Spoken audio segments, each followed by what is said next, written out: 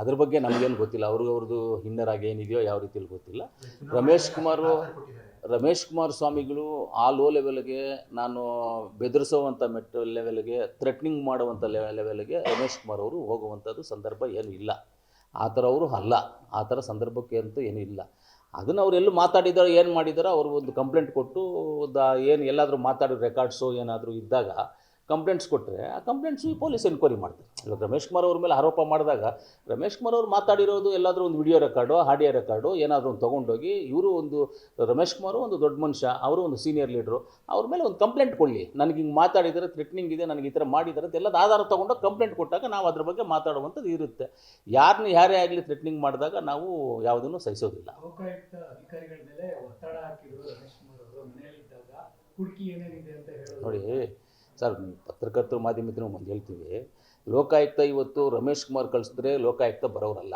ಲೋಕಾಯುಕ್ತ ಬಂದ್ಬಿಟ್ಟು ಸರ್ಕಾರದ ಒಂದು ಸಂಸ್ಥೆ. ಅದನ್ನು ಆ ಸಂಸ್ಥೆ ಇರೋದರಿಂದ ಲೋಕಾಯುಕ್ತಗೆ ಅರ್ಜಿಗಳು ಯಾರು ಕೊಟ್ಟಿದ್ದಾರೆ, ಯಾರೊಂದು ಅರ್ಜಿಗಳು ಕೊಟ್ಟಿದ್ದಾರೆ? ಮೊದಲು ಇದು ಇವಾಗಿಲ್ಲ, 4-5 ವರ್ಷಗಳ ಹಿಂದುಗಡೆ ಬಂದುಬಿಟ್ಟು ಇದಕ್ಕೆಲ್ಲ ಅರ್ಜಿಗಳು ಕೊಟ್ಟಿರುವಂಥದ್ದು. ಅವ್ಯವಹಾರಗಳು ನಡೆದಿದ್ದಾವೆ, ಏನೇನು ನಡೆದಿವೆ ಅಂತ ಅರ್ಜಿಗಳು ಕೊಟ್ಟಿದ್ದಾರೆ. ಇದ್ರ ಮೇಲೆ ಅವ್ರು ಎನ್ಕ್ವೈರಿಗೆ ಬಂದಿರ್ಬೋದು. ಯಾರೋ ಒಂದು ಲೀಡ್ರ್ ಹೇಳ್ಬಿಟ್ರೆ, ಒಂದು ಇವ್ರು ಹೇಳ್ಬಿಟ್ರೆ ಬರ್ತಾರೆ ಅನ್ನೋದು ಅದು ಶುದ್ಧ ಸುಳ್ಳು. ಅದು ಯಾರೋ ಒಬ್ರು ಹೇಳಿದ್ರೆ ಬರುವಂಥದ್ದು ಲೋಕಾಯುಕ್ತದು. ನಮ್ಮ ಒಂದು ಲೋಕಾಯುಕ್ತ ಸಂಸ್ಥೆ ಮೇಲೆ ನಾವೇ ಅನುಮಾನಗಳನ್ನು ಪಡಬಾರ್ದು. ಈ ರಾಜ್ಯದ ಪ್ರಜೆಗಳಾಗಿ ನಾವು ಅನುಮಾನಗಳನ್ನು ಪಡಬಾರ್ದು.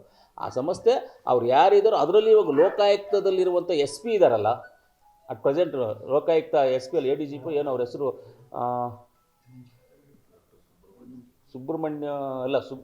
ಸುಬ್ರಹ್ಮಣ್ಯನೋ ಯಾರೋ ಇದ್ದಾರೆ ಇವಾಗ. ಅವರಷ್ಟು ಆನೆಸ್ಟ್ ಆಫೀಸರ್ ಯಾರೂ ಇಲ್ಲ ಗೊತ್ತಾ, ಅಷ್ಟು ಆನೆಸ್ಟ್ ಆಫೀಸರ್ ಅವರು.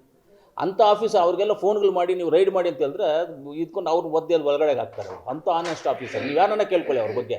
ತುಂಬ ಆನೆಸ್ಟ್ ಆಫೀಸರ್ಸ್ ಅವ್ರು. ಯಾರನ್ನೂ ಅಂತ ಕೇಳುವಂಥವ್ರಲ್ಲ ಅವರೆಲ್ಲ.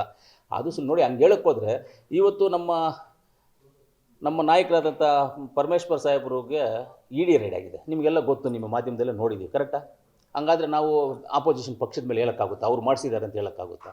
ನಂಜೇಗೌಡರ ಮೇಲೆ ED ರೈಡ್ ಆಯಿತು ಅಂದರೆ ಬೇರೆ ಪಕ್ಷದವ್ರು ಮಾಡಿಸಿದ್ದಾರೆ ಅಂತ ಹೇಳೋಕ್ಕಾಗುತ್ತಾ ನಾವು? ಅದೊಂದು ಸಂಸ್ಥೆ.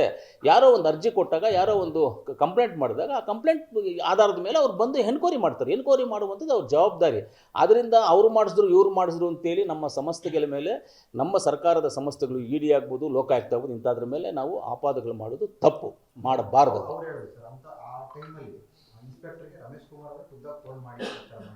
ಹೌದು, ಆ ಥರ ಮಾಡಿದರೆ, ಖುದ್ದಾಗಿ ಮಾಡಿದ್ರೆ ಆ ಇನ್ಸ್ಪೆಕ್ಟರ್ ಯಾರು ಅವ್ರನ್ನೂ ರಮೇಶ್ ಕುಮಾರ್ ಅವರಿಬ್ಬರನ್ನೂ ಸೇರಿಸಿ ಒಂದು ಕಂಪ್ಲೇಂಟ್ ಕೊಟ್ಟರೆ ಅವರಿಬ್ಬರದ್ದು ಮೊಬೈಲ್ ಟ್ರಾನ್ಸಾಕ್ಷನ್ ಏನು ನಡೆದಿದೆ ಅನ್ನೋದು ಗೊತ್ತಾಗುತ್ತಲ್ಲ. ಕಂಪ್ಲೇಂಟ್ ಕೊಡಲಿ ಅವರು, ಪಾಪ ಹೋಗಿ. ಆ ಥರ ಒಂದು ಡೌಟ್ ಇದ್ದಾಗ ಕಂಪ್ಲೇಂಟ್ ಕೊಡಲಿ, ಒಳ್ಳೆಯದಲ್ಲ. ಕಂಪ್ಲೇಂಟ್ ಕೊಡಬೇಕಲ್ಲ.